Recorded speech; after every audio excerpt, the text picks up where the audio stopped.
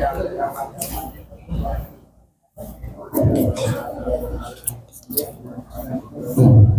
Allah,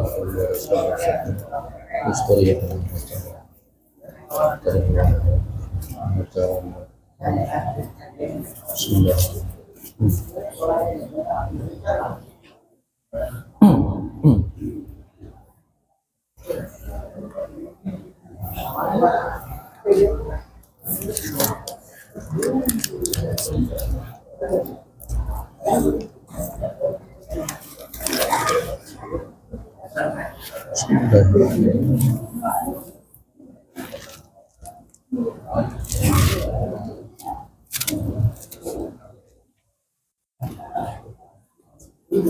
Ya Allah. Bismillah.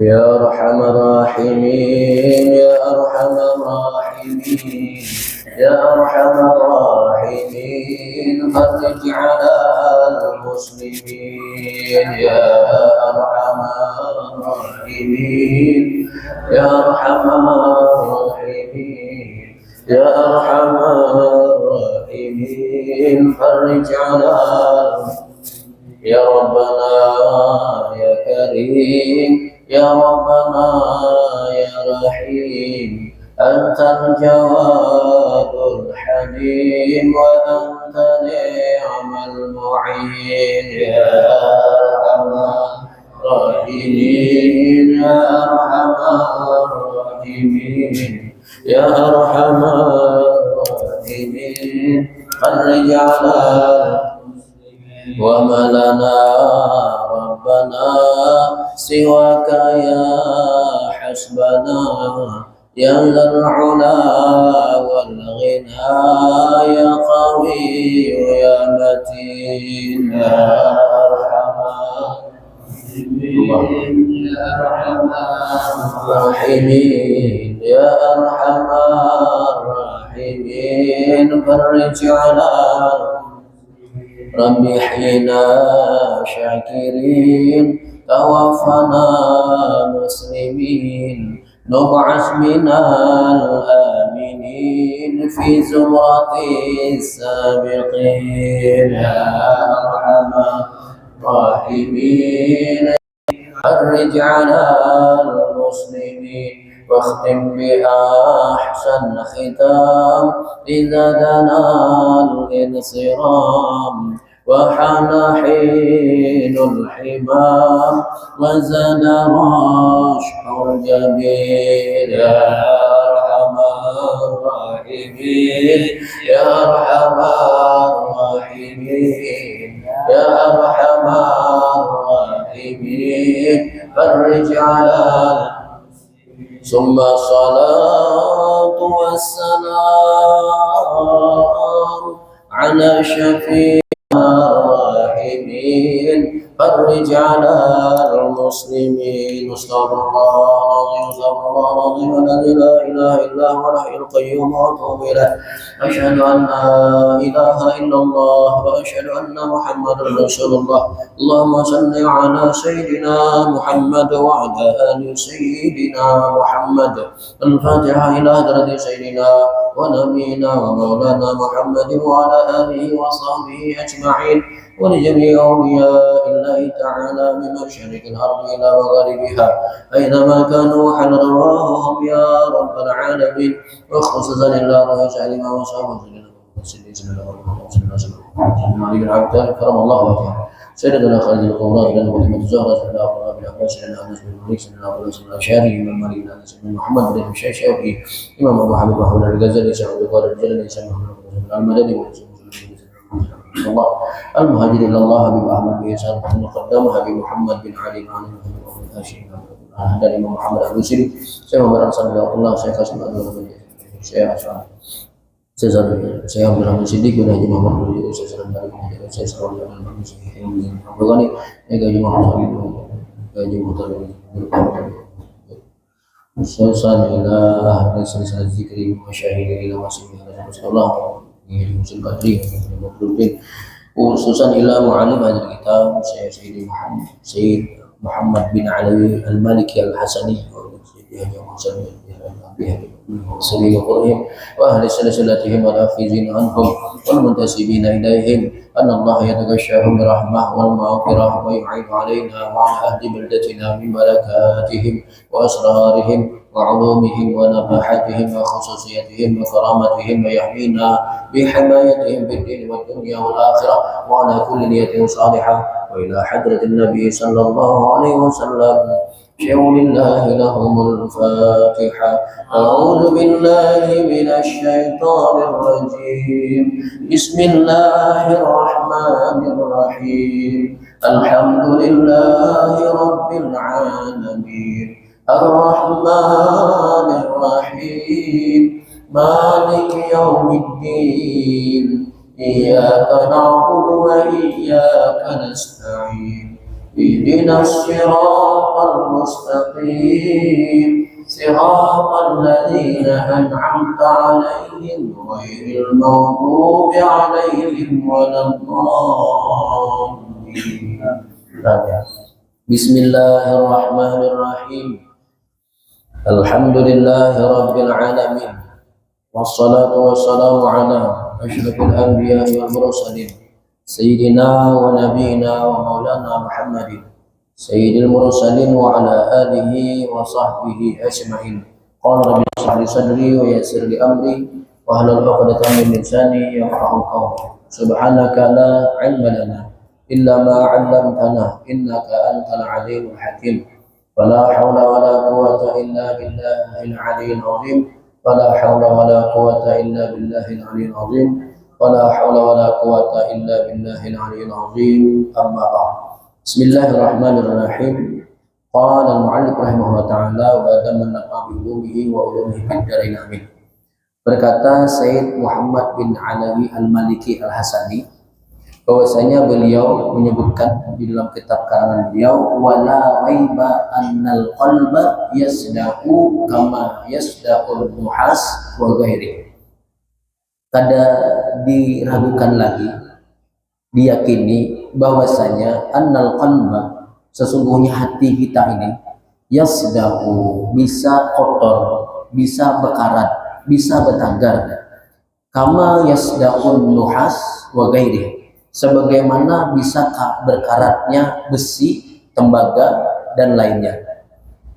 Wajilauhu zikrullah, dan pembersihnya sesuai dengan riwayat dahulu, pertemuan dahulu kita sampaikan, likulli syai'in jilaun wa jilaul qulubi zikrullah, setiap sesuatu itu ada pembersihnya dan pembersih hati adalah zikrullah.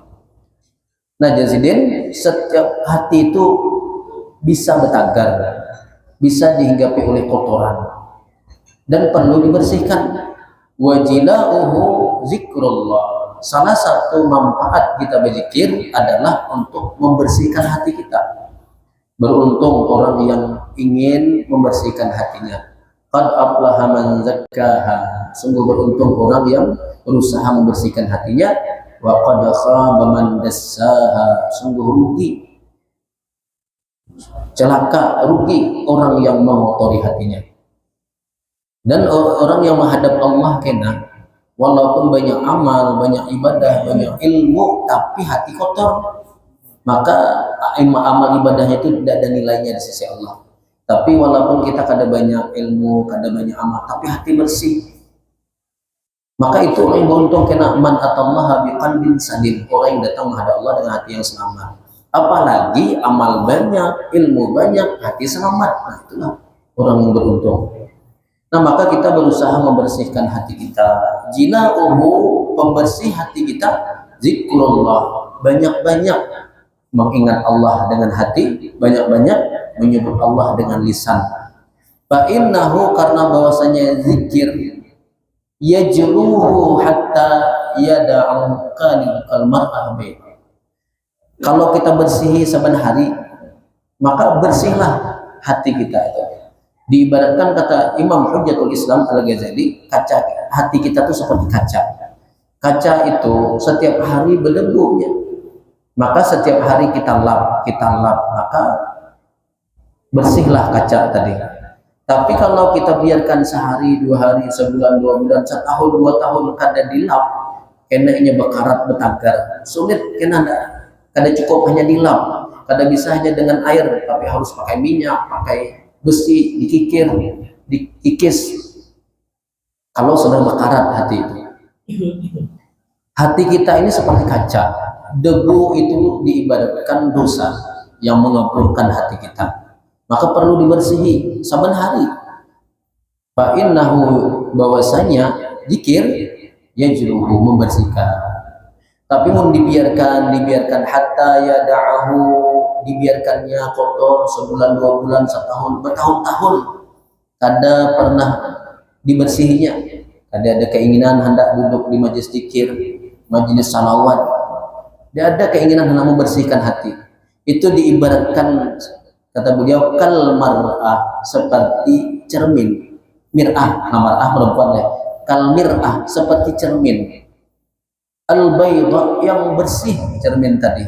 Hanya nukar cermin itu bersih, tapi mau dibiarkan bertahun-tahun berdebu, apalagi sampai bekarat, walaupun muhanya bungas, tampan, tapi cerminnya hilang, kada kelihatan muhanya yang bungas tadi. Kayak itu juga hati kita nih. Padahal itu kebenaran, kebaikan, tapi hati kita kotor, kada tahu lagi yang mana yang baik, yang mana yang bagus. Dianggapnya kada bagus, kotor aja, ya timbul sujon, jahat sangka. Wa iza taraka dzikra, wa iza, apabila ia meninggalkan berzikir, nah kada hendak umpat ke majlis zikir, kada hendak sadi'a, kembali bekarat pulang, bekaratlah hatinya. Wa sada'ul qalbi min amraini, dan yang menyebabkan hati kita bekarat, hati kita kotor, ada 2 perkara. Kalau diibaratkan kaca tadi, debu macam-macam lah kotoran yang hinggap di kaca tadi. Kata beliau, yang mengolah hati kita kabur, bekarat, min amraini, ada 2. Yang pertama al-ghaflah, yang kedua waz-zulum. Yang pertama lalai kita awan Allah, kada hendak mengingat Allah. Yang kedua dosa-dosa. Dosalah yang menyebabkan hati kita kabur, bekarat.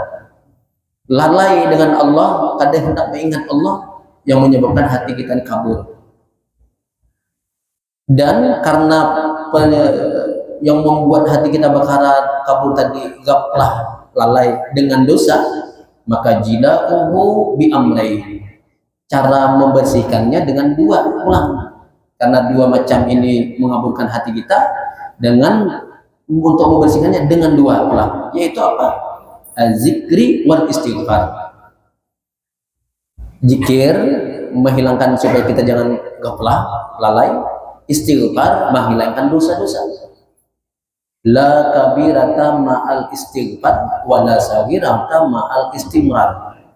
Ada dosa ganal kalau diiringi dosa-dosa ganal tadi dengan istighfar. Dosa istighfar, maka kada akan ganal dosa tadi. La saghirata ma'al istimrar. Ada dosa halus, kalau terus menerus digawinya kada diiringi istighfar, maka beganal-ganalnya. Maka istighfar jangan tertinggal, zikir. Maka kita setiap memulai hendak berzikir nih, kita istighfar dulu. Kita istighfar paling kurang 3 kali hendak berzikir. Batu baca salawat. Nah, salawat ada pulang kenapa tidaknya? Itu menghiasi hati kita yang sudah bersih, lalu dihiasi dengan memperbanyak bersalawat. Makanya ketika kita hendak memulai berzikir, kada tertinggal tuh istighfar 3 kali. Istighfar fungsinya apa? Menghapus dosa-dosa kita. Nah, ketika kita beristighfar tuh sambil dihadirkan di hati dosa-dosa yang pernah kita lakukan.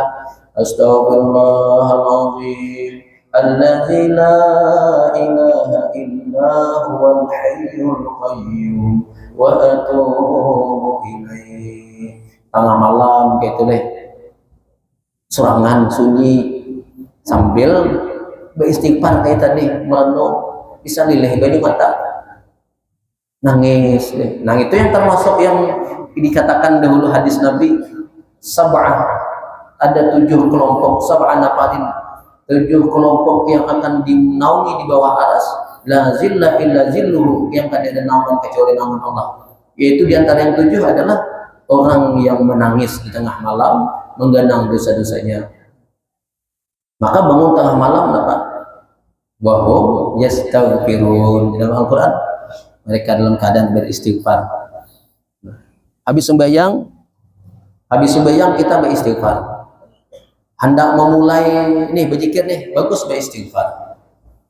Nabi kada kurang 100 kali, satu riwayat 70 kali. Nah, kamu kada yang sanggup sekali duduk, ya habis sembahyang 20 kali istighfar. Kali 5 waktu, 20 kali 5 100. Habis zuhur 20, habis asar 20. Apalagi habis zuhur 100, habis asar 100. Kali 5, 500 kali kita beristighfar. Ada terasa. Faman kanat al-ghaflatu, barang siapa yang lalai, lupa akan Allah. Yang ini menyebabkan orang yang tergelincir maksiat, kada ingat, lalai, yang mudah ditunggangi oleh nafsu dan setan. Ghaflah. Bebinian itu ada karena kada ingat, itu mudah dirasuki setan. Kerasukan boleh. Karena lalai, ghaflah. Apalagi ibu-ibu itu ada dalam setiap bulan itu waktu kada sucinya, haid, kada hikatnya sembahyang. Tapi jangan lupa berzikir terus, jangan lupa. Baca Quran kada hingkat, sembahyang kada hingkat, zikir jangan tertinggal. Supaya jangan kita dikuasai oleh setan. Kanat al-ghaflatu aghlabu, adalah kebanyakan awqatu, waktunya. Sehari semalaman 24 jam. Kira-kira banyak ingat ke banyak lupa kita kira. Sejam lah barang ingat. Jangankan sejam, waktu sembahyang aja kada ingat. Jangan sembahyang kada ingat. Ingatnya sekali waktu takbir dah. Allahu Akbar dalam hati, sengaja aku sembahyang waktu maghrib. Untung ingat, kada ingat ada bagian kedengarannya. Jadi sehari semalaman berapa kita ingat Allah, berapa kita lalai Allah. Di pasar, di rumah, di toko, di kebun, berapa banyak. Bisa kita menghitung masing-masing deh. Kita pada usaha nilai orang, menghitung orang, kita diri kita masing-masing lah. Kira banyak lupanya kan, banyak ingatnya kan. Sedangkan lupa itu mengotori hati kita, membuat hati kita kotor. Sedangkan ingat itu membersihkan hati kita. Jadi dalam sehari semalaman 24 jam, berapa jam kita ingat, berapa jam kita lupa.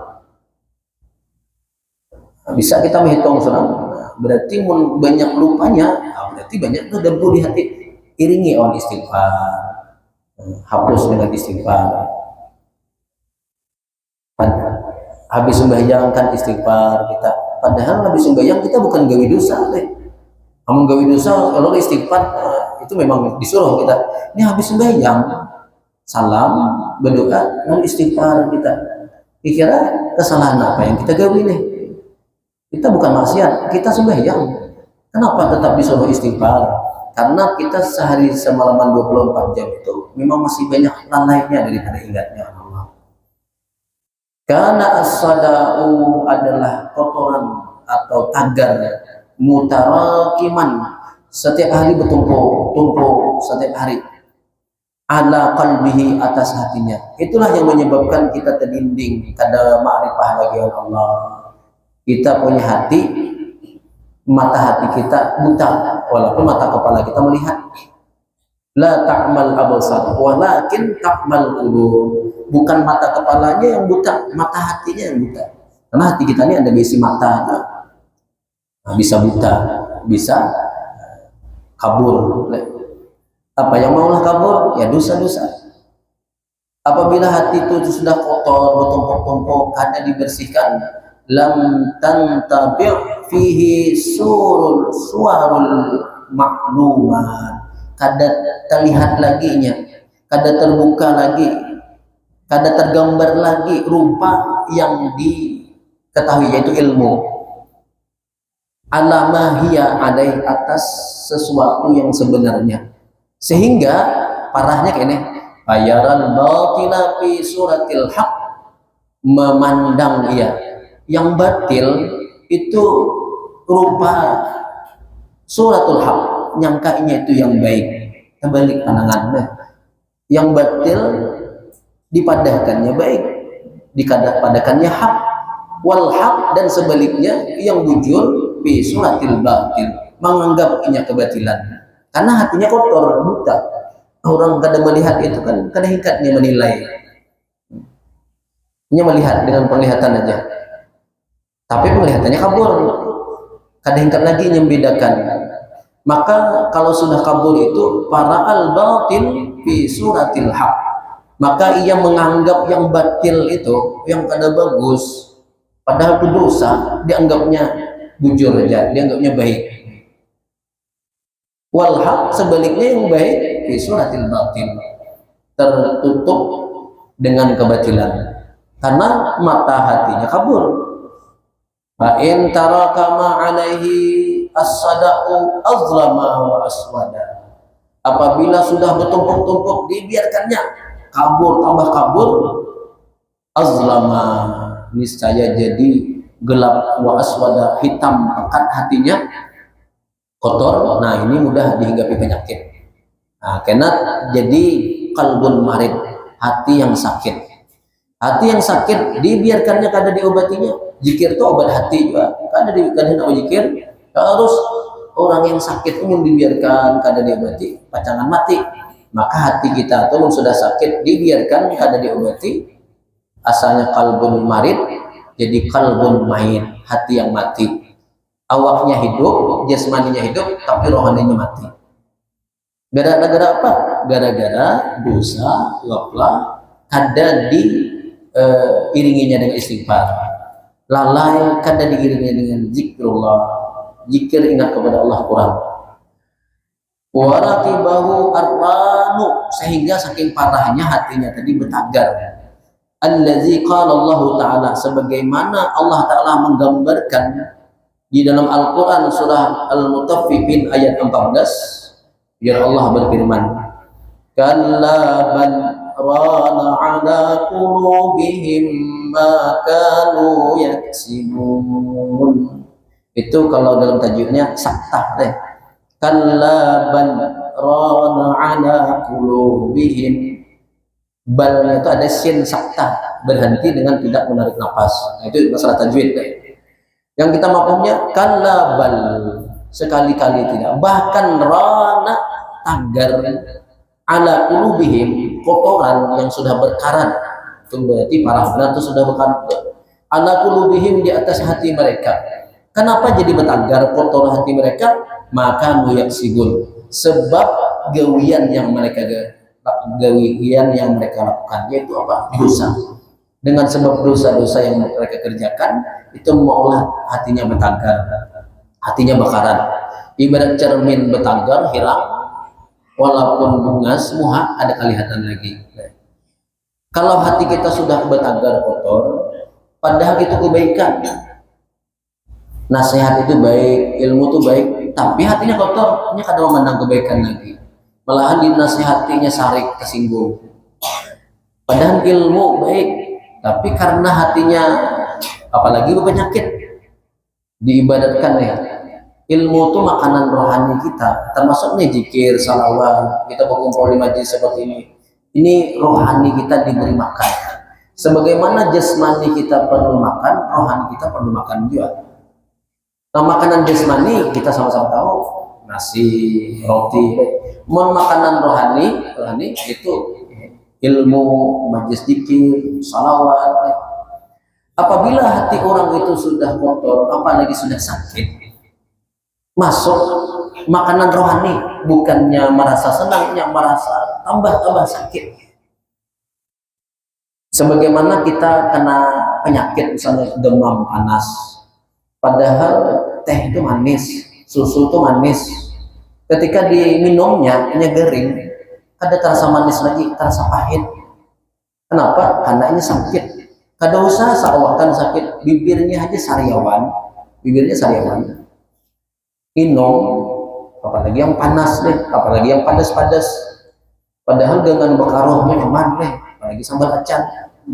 Bakunyong pulang sapat begandam deh, nyaman benar deh.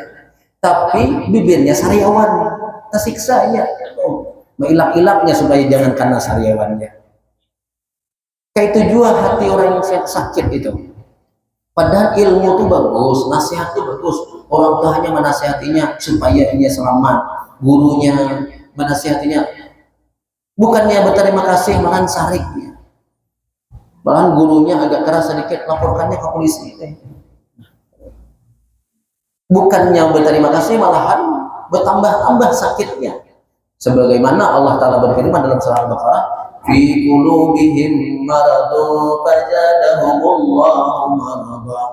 Pada hati mereka udah ada penyakit. Masuk makanan rohani, makanan itu sebenarnya bagus. Bukannya ia berterima kasih, malahan fazadahumullahu marada. Allah tambah-tambah sakitnya. Tadi sate nyaman leh, dengan bakaroh nyaman, sambal acan nyaman, tapi bibirnya sariawan, kan nyaman lagi. Fazadahumullahu marada, tambah-tambah sakitnya. Kayak itulah hati kita nih, kalau sudah sakit, maka obati hati kita nih, jangan sampai dibiarkan sakit-sakit. Kalau tambah parah lagi, asalnya qalbun marid, hati yang sakit, berubah jadi qalbun mayit, hati yang mati. Amun orang sudah mati, lihat aja orang mati itu.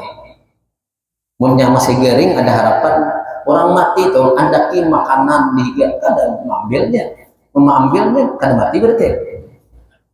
Andaki makanan yang nyaman-nyaman, kada mahilanginya, ya ti. Duit gini andaki dihiga, kada. Tapi mun orang garing, ini orang garing parah. Orang keluarga kada nandu lagi. Ini siapa? Ada nandu anak, ada nandu, tapi ditatingkan duit nandu langsung. Ini siapa? Udah tahu. Ini berapa? 50.000 aja. Yang geringnya kena lawan duit. Kenapa? Mun orang yang sudah mati, kada ada lagi ditatai, diunjuk ke duit, gini kada mengambil, hati-hati, jangan sampai hati kita termati. Memang jasmaninya sehat, tapi rohaninya sakit, apalagi mati. Nah, maka obat hati zikir nih. Alhamdulillah. Jangan sampai asalnya kotor loh, bersih. Tapi dibiarkan karena sakit. Tubuh kita nih mau dibiarkan kotor, hendak guring, biarkan betis kotor. Makanya kita hendak guring tuh basuh betis, basuh tangan, wudu supaya bersih.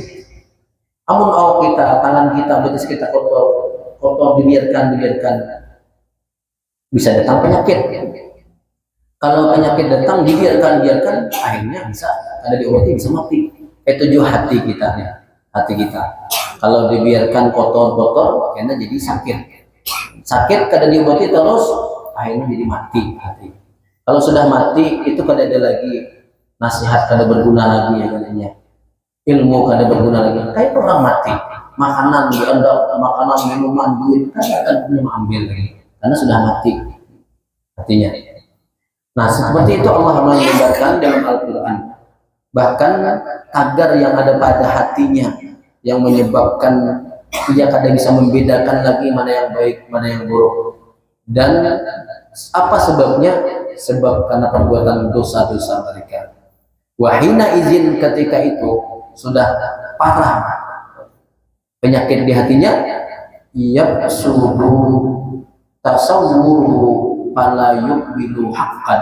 Inya kalau sudah hatinya sakit apalagi mati, inya kada akan menerima lagi kebenaran. Wala yunkiru batilan, sebaliknya kada akan inya mengingkari kebatilan. Yang batil malahannya suka, yang benar malahan itu ditolaknya, kada diterimanya. Wazalika aqzamu uqubatil qulubi, yang sedemikian itu sebesar-besar siksaan hati. Uqubah, siksaan, sebagaimana Dalam Al-Quran surah Ibrahim Allah berfirman ayat 7 surah apa yang kita mungkin sering kita dengar, la in sakartum tuh di awal, wa iz ta'azzana rabbukum la in syakartum la azidannakum wa la in kafartum inna azabi lasyadid. Kan ujungnya azab yang seperti. Jikalau kamu bersyukur akan nikmat yang Allah beri, nikmat zahir berupa anggota tubuh kita, awak sehat, anggota tubuh mata, melihat, telinga, kita syukuri, Allah tambah. Tapi kalau kita kufur nikmat, inna azabi lasyadid ya Allah, sesungguhnya azabku sangat pedih. Nikmat zahir mata kita syukuri, bagaimana caranya? Digunakan untuk beribadah, melihat tulisan Al-Quran. Nikmat batis 7 majelis-majelis ilmu, majelis zikir, itu mensyukuri nikmat ya. Allah tambah. Mata kita syukuri bukan berarti matanya bertambah. Memang matanya kadang bertambah, nikmat matanya kadang bertambah 2 menjadi 4 kadang, tapi Allah tambah nikmat batin. Nikmat mata disyukuri gunakan melihat ilmu, nikmat telinga disyukuri mendengarkan nasihat, mendengarkan ilmu, lalu bertambahlah nasihat, bertambah ilmu di hatinya. Ilmu nikmat batin itu Allah tambah ya Allah. La in syakartum la azidannakum. Jika nikmat-nikmat yang Allah beri kita syukuri, Allah tambah. Nikmat batin Allah tambah.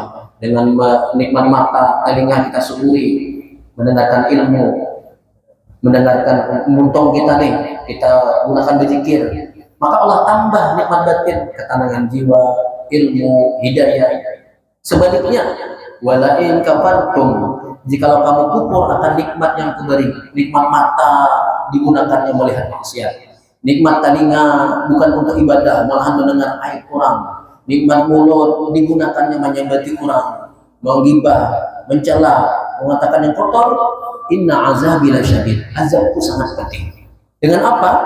Azab Allah adalah terdinding kita lupa awan Allah, lalai awan Allah. Itu azab Allah yang pedih luar biasa. Karena apa? Dengan ucapan umpamanya, ini mengucapkan maksiat, itu mengotori hati. Hatirannya kotor sehingga berpenyakit, sehingga jadi kabul main, jauhnya daripada ilmu, jauhnya daripada Allah. Jadi itu azab yang luar biasa. Bukan berarti azab itu dikurangi harta, binasa harta, itu aja, itu nikmat zahir hilang. Ini nikmat batin, kada dapat taufik, kada dapat hidayah, kada ada ketenangan jiwa, itu nikmat batin diambil oleh Allah. Itu ukubah, siksaan yang luar biasa, yang puncaknya kena di dalam akhirat, dalam neraka. Maka azab yang sebenarnya adalah ketika kita jauh dari Allah, terdinding nikmat Allah, walaupun jahilnya semakin sugihnya, semakin sehat taunya, tapi dengan kekayaannya, kesehatannya, gunakannya maksiat, itu adalah azab yang sebenarnya, siksaan yang sebenarnya. Dan musibah yang sebenarnya adalah ketika kita jauh daripada Allah, walaupun jahilnya awak sehat, rezeki duit banyak, tapi semakin jauh dari Allah, itu azab, siksaan atau musibah yang sebenarnya. Nikmat yang sebenarnya ketika kita parah pada Allah, selalu ingat pada Allah, walaupun jahilnya disakitkannya, dengan sebab sakit ingatnya pada Allah, dengan sebab berkurang hartanya tambah inya dekat dengan Allah. Itulah nikmat yang sebenarnya ketika ia parah pada Allah, ingat pada Allah. Para saudara ucap, nah maka kita sama-sama lalu baca al-baqiyatus shalihah. Subhanallah walhamdulillah wa la ilaha illallah wallahu akbar. Subhanallah walhamdulillah wa la ilaha illallah wallahu akbar. Subhanallah walhamdulillah wa la ilaha illallah wallahu akbar wa la haula wa la quwwata illa billahil aliyyil azim. Sudah bisa. Sudahkah? Al-Gambar. Hari ini sama-sama kita berzikir sebanyak 51 kali. 51. Bismillahirrahmanirrahim. Untuk yang pertama nomor peserta 1489 atas nama Ibu Ina Marlina binti Sarman. Ibu Ina Marlina binti Sarman. Hadir.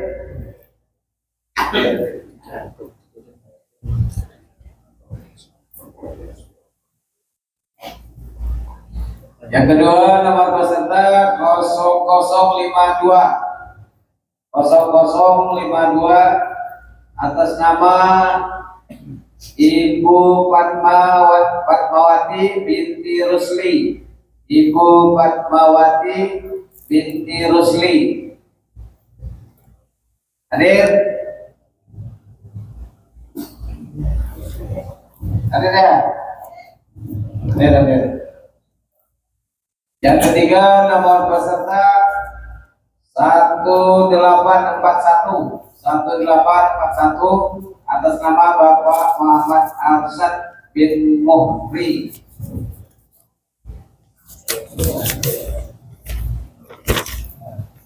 Ya.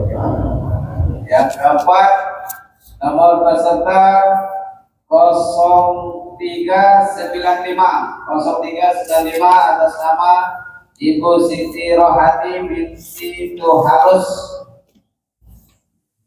Siti Rohani binti Tuharus. Hadir. Zikir 70.000 yang pertama kita hadiahkan kepada Ibu Siti Rohani binti Tuharus. Ibu Siti Rohani binti Tuharus yang masing-masing kita sebanyak 51 kali. Bismillahirrahmanirrahim. Astaghfirullahaladzim Alladzi la ilaha illa huwal hayyul qayyum wa atubu ilaih. Astaghfirullahaladzim Alladzi la ilaha illa huwal hayyul qayyum wa atubu ilaih.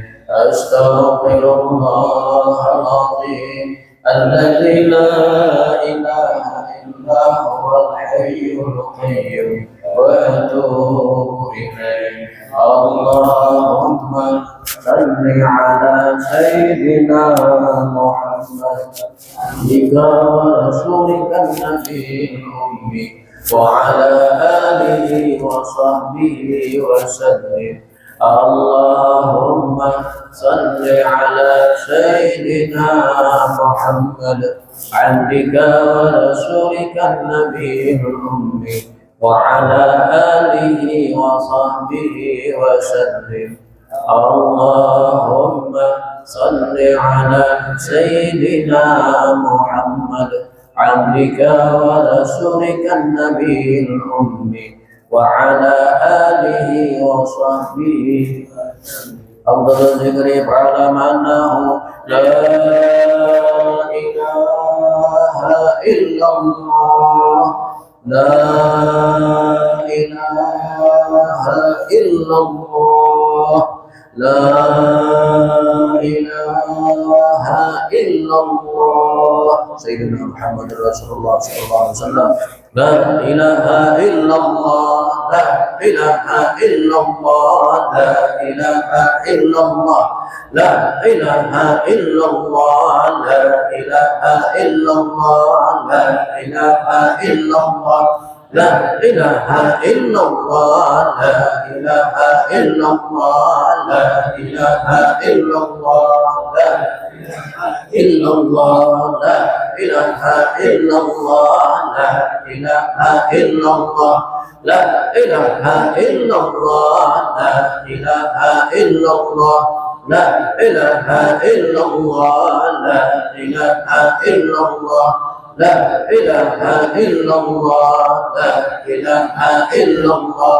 لا إله إلا الله. لا إله إلا الله.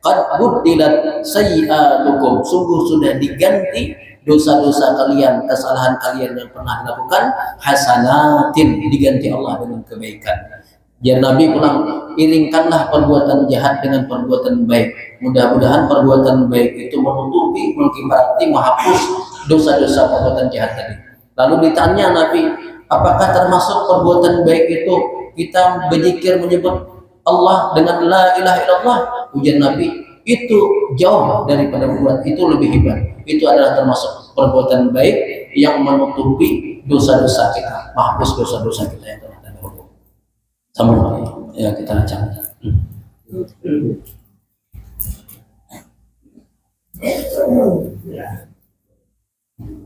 Nomor peserta 1597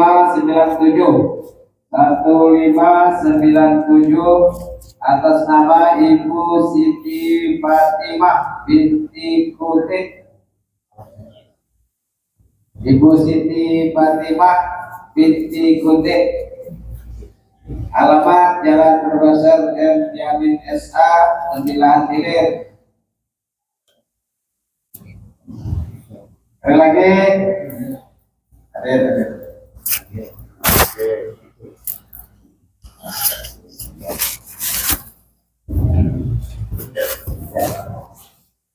Yang kedua nomor peserta 1461 atas nama Ibu Rusliati binti Idrus. Ibu Rusliati binti Idrus. Hadir? Hadir ya? Bismillah.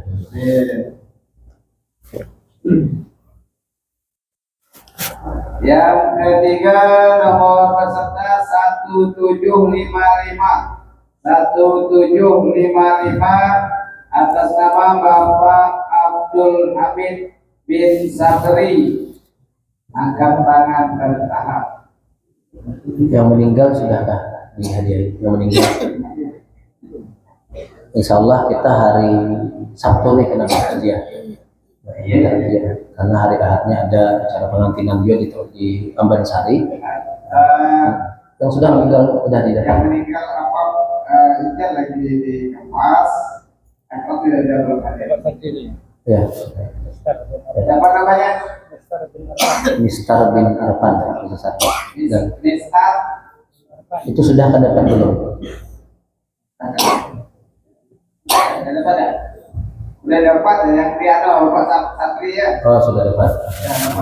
Insya Allah kita berhadiah hari Sabtu nih jam 9 yang ada 4 ke seberang ke Ambansari pakai kompong di sini. Hari Minggu di situ ada pengantinan. Itu pas pengantinan juga. Jadi Bapak Abdul Hamid tadi ada ya? Ada. Ada sudah dekat. Ada. Itu yuk.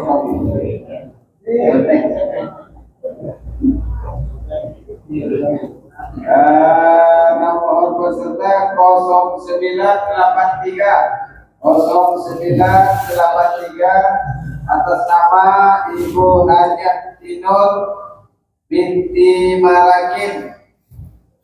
Ibu Hajah Tinur binti Marakin. Halaman Jalan Haji Sagri nomor 7, Jatiban Kota.